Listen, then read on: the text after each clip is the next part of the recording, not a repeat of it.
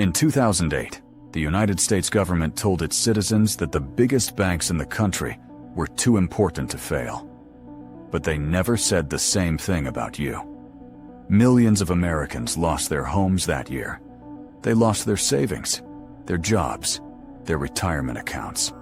And the response from Washington was simple. The banks got rescued. The people did not. That isn't an accident. It isn't a flaw in the system. It is the system. Most people look at 2008 and think it was a crisis that came out of nowhere. A freak event. A storm nobody saw coming. But the people who understood how the system actually worked, they weren't surprised at all. Some of them had been warning about it for years. Economists, regulators, journalists. They wrote the reports. They sent the memos. The warnings were filed away.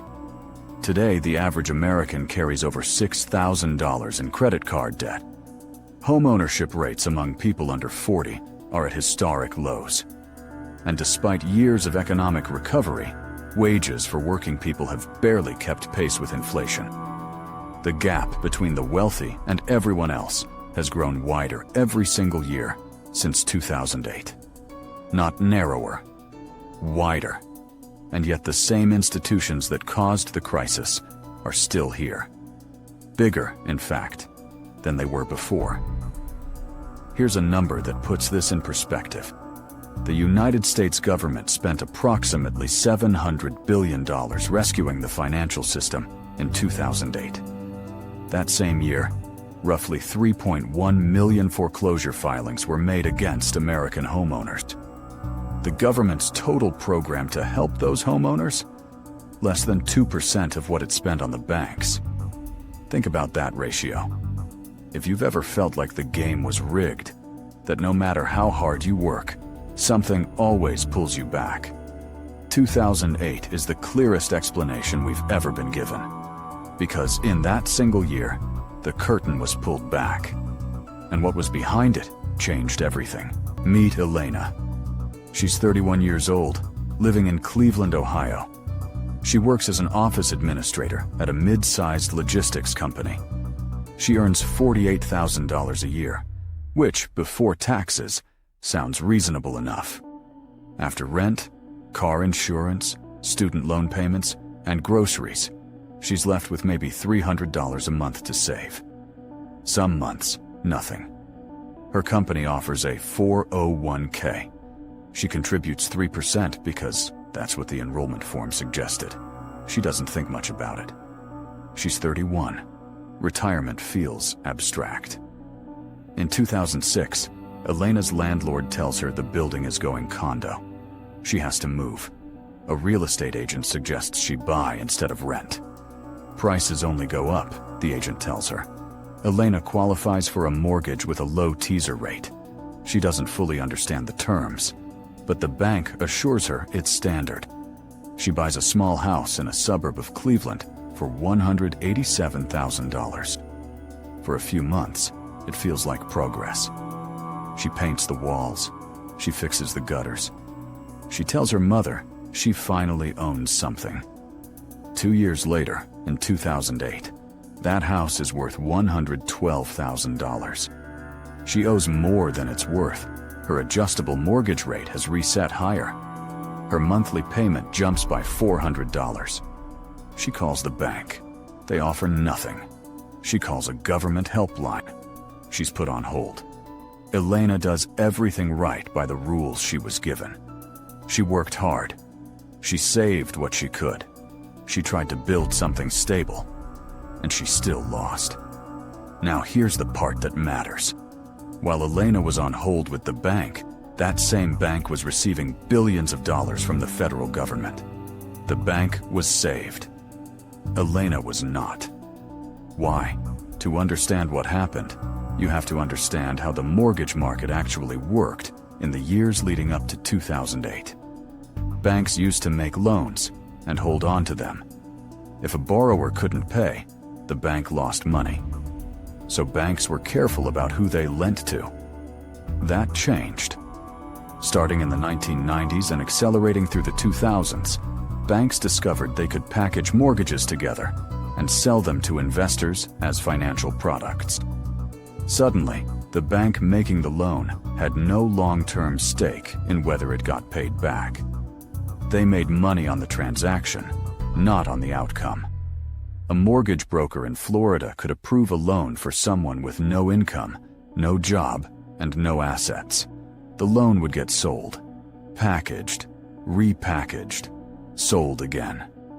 By the time it blew up, nobody could trace who owned what. There's a word for this kind of system. It's called moral hazard. When the person taking the risk doesn't bear the consequences of that risk, behavior changes. The risks get bigger, more reckless, because the reward is immediate and the downfall lands on someone else. Consider what one rating agency analyst reportedly said internally during this period. They knew the products they were rating as AAA, the safest possible classification, were built on shaky foundations. But if they gave honest ratings, the bank would take their business elsewhere. So they kept rating junk as gold. The incentive wasn't accuracy, it was revenue. And that pattern repeated everywhere. Mortgage brokers who got paid per loan approved, not per loan repaid. Investment banks that packaged and sold risk to pension funds without disclosing what was inside. Insurance companies that sold protection against defaults they never expected to actually pay out. Every link in the chain had the same structure. Take the fee. Pass the risk. Repeat. Elena bore the consequences of a risk she didn't fully understand. The bank that originated her loan had already been paid. They were long gone. This is the first hidden rule. The system separates risk from consequence. And the people closest to the consequences are rarely the ones who took the risk. By September 2008, the dominoes were falling. Lehman Brothers, one of the largest investment banks in the world, filed for bankruptcy. It was the largest bankruptcy filing in American history. The stock market collapsed. Credit markets froze. Companies couldn't borrow money to make payroll. And within days, the US government faced a decision. Let the system collapse, or save it. Treasury Secretary Henry Paulson, himself a former Goldman Sachs CEO, went to Congress with a 3-page document. He asked for $700 billion. No restrictions, no conditions, no oversight. Just give us the money, or the economy dies. Congress pushed back, but eventually they approved it. The Troubled Asset Relief Program, TARP, was born. Here's what that money did. It saved Goldman Sachs, JP Morgan, Citigroup, Bank of America. The very institutions that had profited from the reckless lending were made whole. Meanwhile, the government's program to help homeowners like Elena, the HAMP program, was a disaster. Banks were supposed to modify loans for struggling homeowners. They received financial incentives to do so. Most of them didn't bother.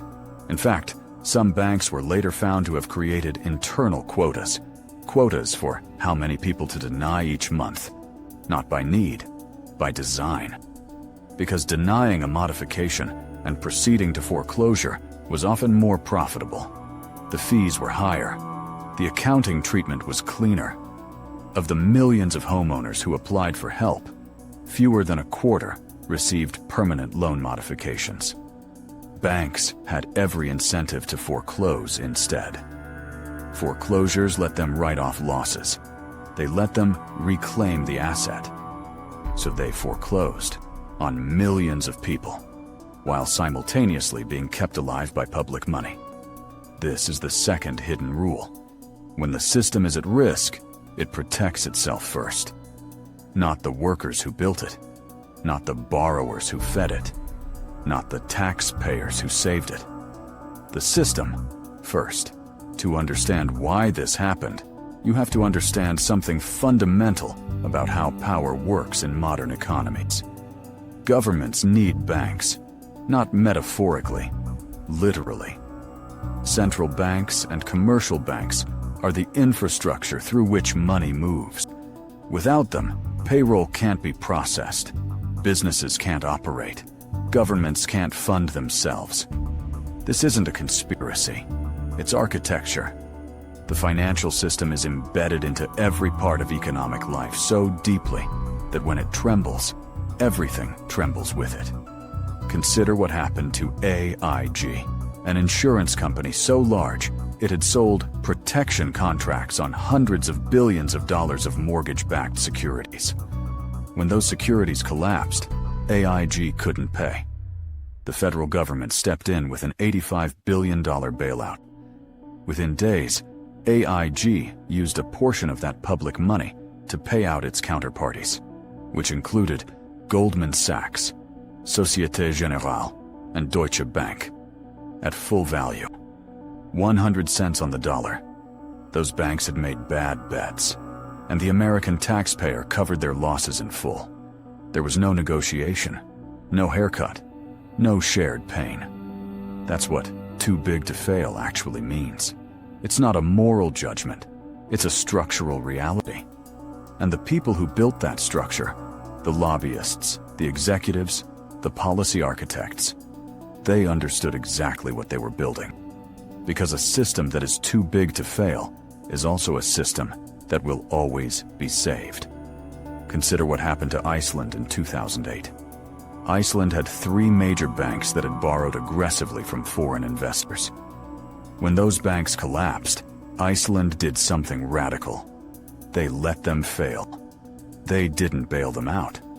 The bankers were prosecuted, executives went to prison, and within 5 years, Iceland had one of the fastest economic recoveries in the developed world. The United States chose the opposite path. No major bank executive was prosecuted. Not a single one went to prison for the conduct that caused the crisis. The banks were recapitalized. The executives kept their bonuses. And the message was sent, loudly, clearly, unmistakably.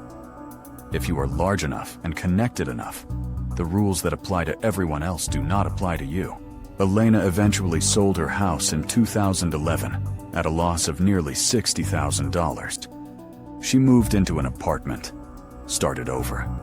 She spent years rebuilding her credit, years paying off a home she no longer owned. And during those same years, the banks that had received the bailout money were generating record profits again. By 2013, Goldman Sachs reported its highest earnings since the crisis.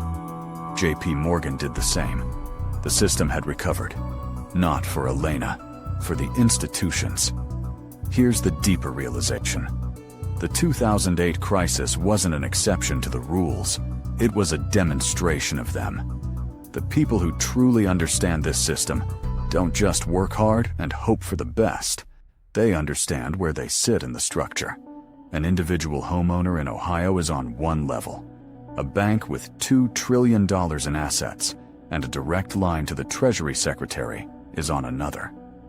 At that second level, failure is not an option, because the system will not allow it. At the first level, failure is entirely your problem. There's a concept in political economy called privatizing gains and socializing losses.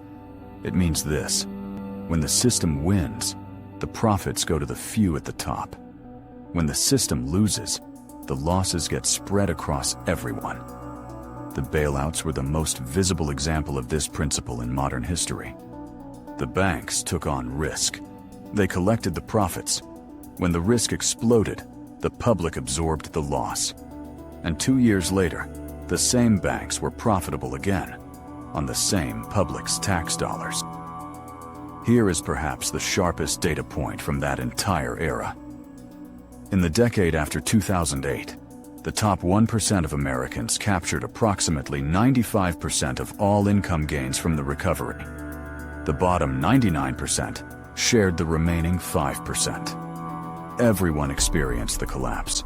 Almost no one shared in the recovery, except those already at the top. This isn't radical thinking. This is what happened.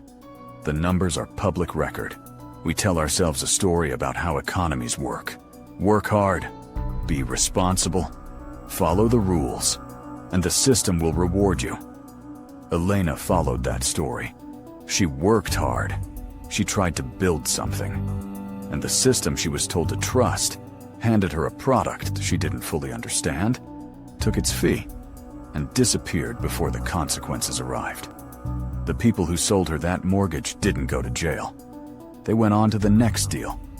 The 2008 crisis didn't create the rules Elena lived by. It revealed them. It showed us, in the starkest possible terms, which parts of the system are considered essential, and which parts are considered expendable. The banks weren't saved because they were virtuous. They were saved because they were structural. Because enough powerful people needed them to survive. That's not cynicism. That's just how the architecture works. And the most important thing you can understand about the modern economy isn't a savings tip. It isn't a budget strategy. It's this. The system has rules that are written down and rules that aren't. The written rules apply to everyone. The unwritten rules protect the structure. The people who navigate this world most successfully, the ones who don't get left behind when things collapse, they're not the ones who worked the hardest. They're the ones who understood which set of rules they were actually playing by. In 2008, the system handed us a rare, brutal moment of transparency. It told us, without apology, what it was designed to protect. That's what 2008 revealed. Not a flaw, a feature.